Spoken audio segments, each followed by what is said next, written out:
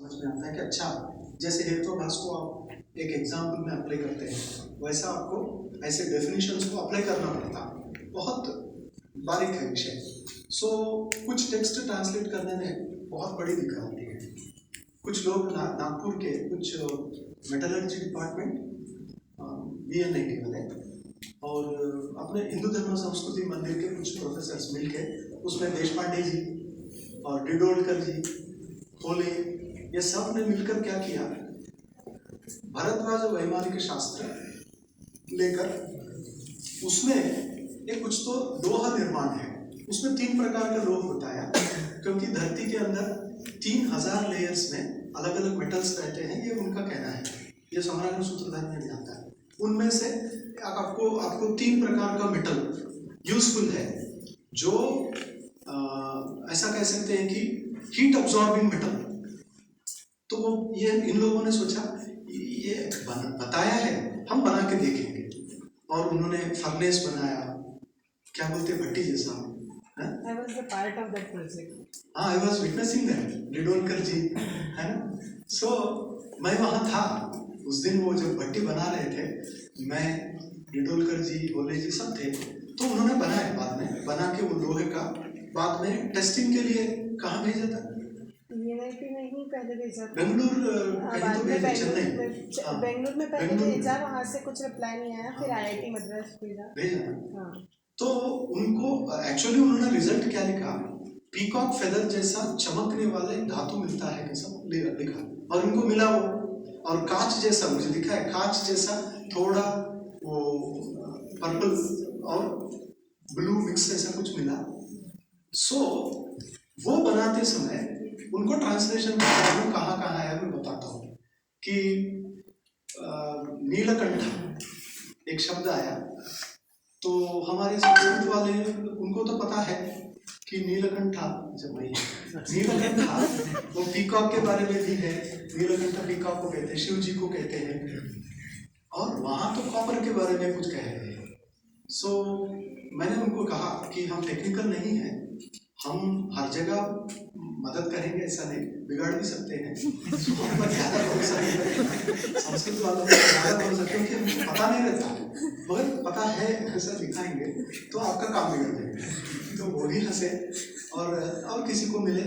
और एविएशन इधर इंदौर में भी उन्होंने कुछ काम किया। ट्रांसलेशन का बहुत बड़ा प्रॉब्लम आया था वहाँ। ये उसका एक इधर काउंटी में धर्मसभा थी एक समय में। धर्मसभा 18वें शतक से 19वीं शतक तक धर्मसभा चलती थी।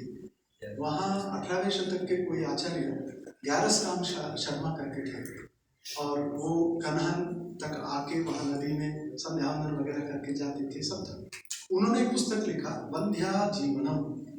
उसमें 32 वंध्या प्रकार बताए, उन्होंने तो बताया। और उसे ट्रांसलेशन करने के लिए जब सामने आया, बहुत बड़ा प्रॉब्लम था, क्योंकि कुछ शब्द आउट ऑफ यूज हो गए तो समझ नहीं पाते, और हम कुछ उल्टा पुल्टा, क्योंकि आयुर्वेद तो समझ में नहीं आता, शब्द समझ में आया करके ट्रांसलेट करेंगे तो गलत जाएगा समाज में। ये प्रॉब्लम है।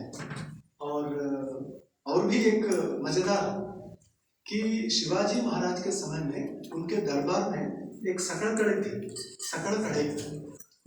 सकड़कड़े बोले तो सर्वज्ञ कोई थे, उनका बेटा संकर्षण सकड़कड़े कहते हैं लोग, चंद्रपुर के वहां गए ऐसा कुछ, तो जो भी थे उनके साथ, वो पिताजी भी दरबार में थे महाराज के। उन्होंने वहां रहकर एक काव्य लिखा, शिव काव्य। लिखने के बाद वो उस जमाने में एक फैशन था कि काव्य लिखते हैं तो अनावश्यक बहुत कुछ डालते हैं। अनावश्यक में फॉर एग्जाम्पल मेरे सामने एक कोई पुरुष आया तो तुरंत लिखते हैं वो पुरुष का सामुद्रिक क्या क्या है, कैसा दिखता है, 6 फीट आदमी है क्या, और उज्ज्वल है क्या, राजा जैसा दिखता है क्या, कुछ लिखते हैं। वैसे स्त्रियों के बारे में लिखते हैं।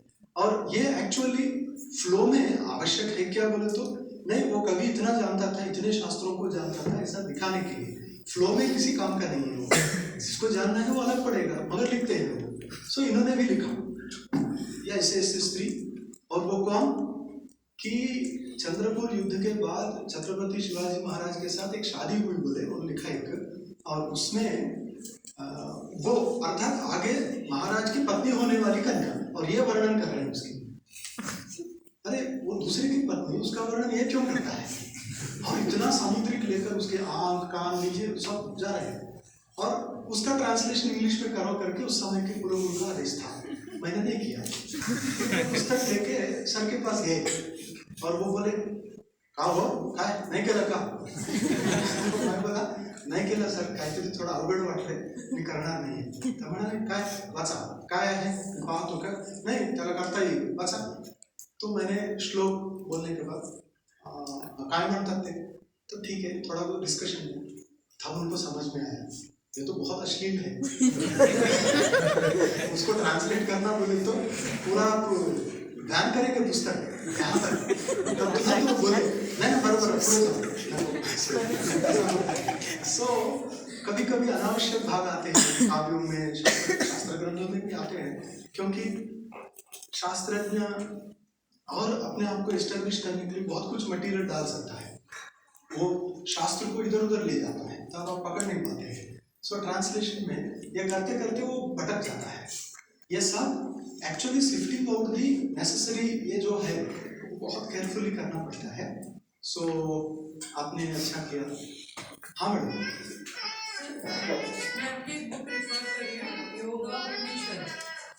नहीं आपको चाहिए क्या म्यूजिक पीछे से?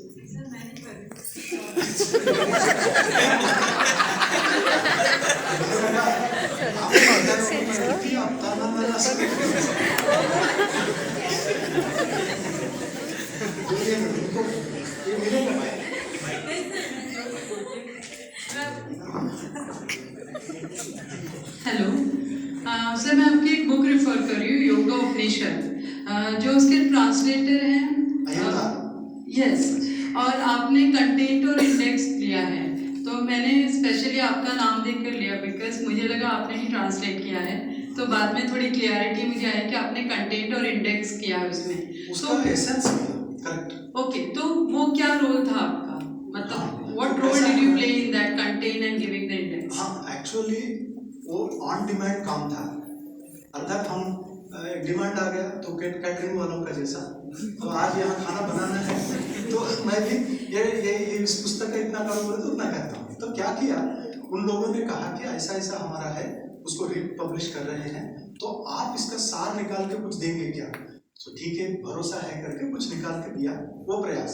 मगर वो ट्रांसलेशन से मैं बिल्कुल हैप्पी नहीं हूँ, और तब लगा कि इतना आउटडेटेड और ओरिजिनल से अलग, ओरिजिनल का असर ही नहीं मिलता आपको, ऐसा क्या ट्रांसलेशन, ऐसा मुझे लगा।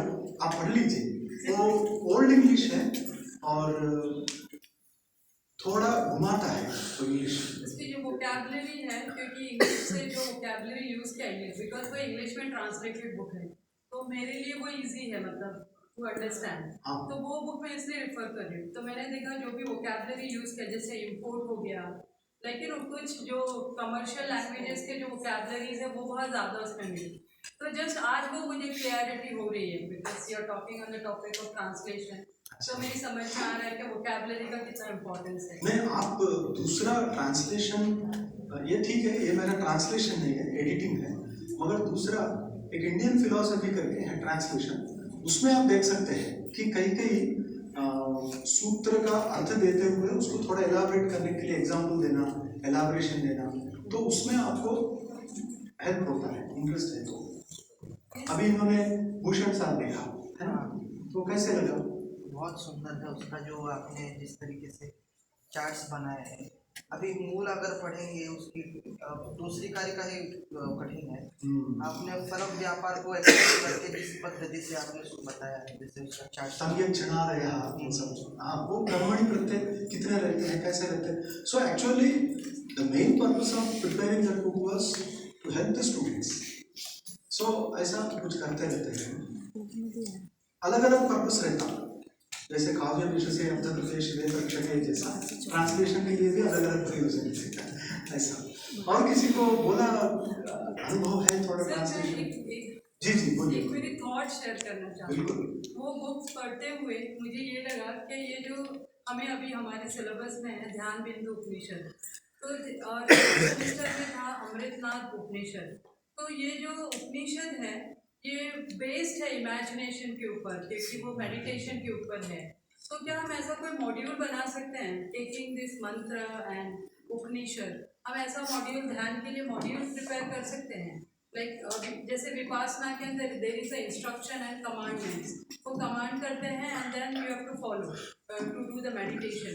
तो ये जो उपनिषद है, बिकॉज मेरा नॉलेज अभी बहुत लिमिटेड है, पर is there a possibility that ऐसे उपनिषद को लेके हम एक मॉड्यूल तैयार करें, इंस्ट्रक्शन तैयार करें, तो we can perform the meditation? Actually एक स्टूडेंट नागपुर की ऐसा एक ऐप बनाने का प्रयास कर रही है, तो उसमें मंत्रा चैंटिंग ऐप बनाना है। बोले तो कितने ड्यूरेशन में कितने फ्रीक्वेंसी में अक्षरा चैंटिंग करें, मंत्रा चैंटिंग करेंगे तो कौन सा असर होगा, ऐसा कुछ कर रही है। तो आप ध्यान का भी कर सकते हैं, मगर कभी भी ऐप तो हायर उसका एक आपको डिजाइन बनाना पड़ेगा कि आपको क्या एक्सपेक्टेड है एक्चुअली। तो वो एक्चुअली अनुवाद से कोई संबंध नहीं है उसका, ऐप अलग है, ध्यान अलग है। हम अलग डिस्कस करेंगे। ऑनलाइन एक अंबिका करके जो कुछ पूछना चाहता हूँ।